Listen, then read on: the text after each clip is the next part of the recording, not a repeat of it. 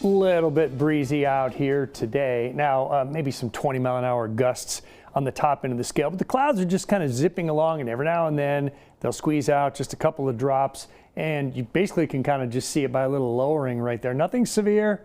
It's just warm, breezy, and every now and then you have to hit the wipers, and you can see lots of headlights on here for safety in the Pomeroy area. Looking at Route 19 right now. Can even see a school bus out here in the distance. So trying to get everybody back into the flow, and hey, no snow days, right? Already had a couple. Down the road, I don't see anything that's jumping out at me right now that would scream snow day for anybody.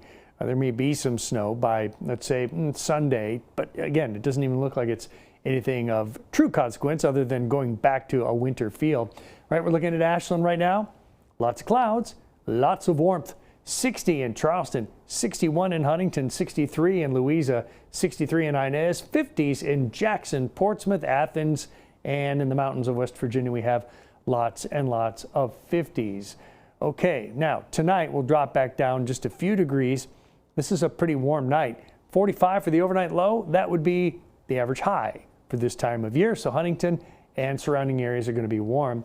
We'll see if Jackson can stay in the 40s tonight. That's one of the spots that tends to run away and gets a little bit colder. 43 overnight in Summersville, 50 overnight in the Pikeville area.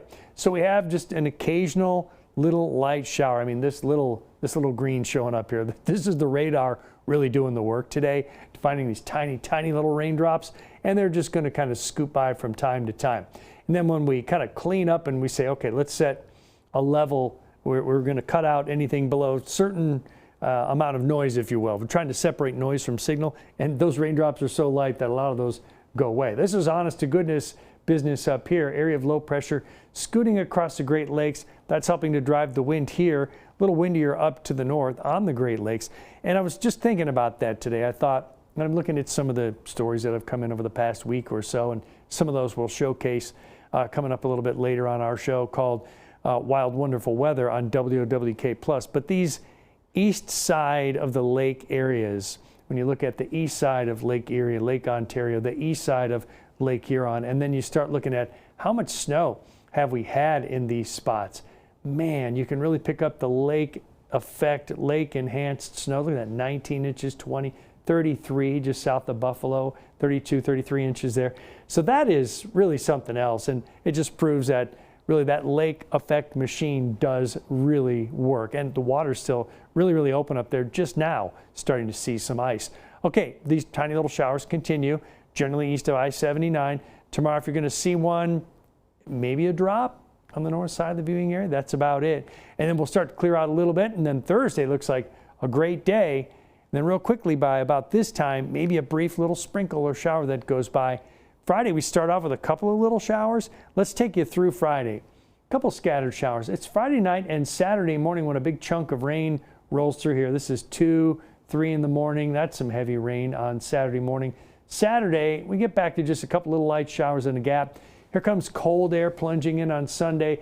Maybe some snow showers in here again, maybe a couple slick spots in the mountains. Nothing that's jumping up and down at us. Rainfall, maybe as much as 1.5 inches over the course of the next couple of days. Do we have room in the rivers for that? Oh, 1,000,000%. We have. The rivers are so low right now, we can handle 1.5 inches of rain without worrying about flooding. So 57 degrees again for tomorrow. And then look at the warmth, 66, 65, 62. It will be windy at times.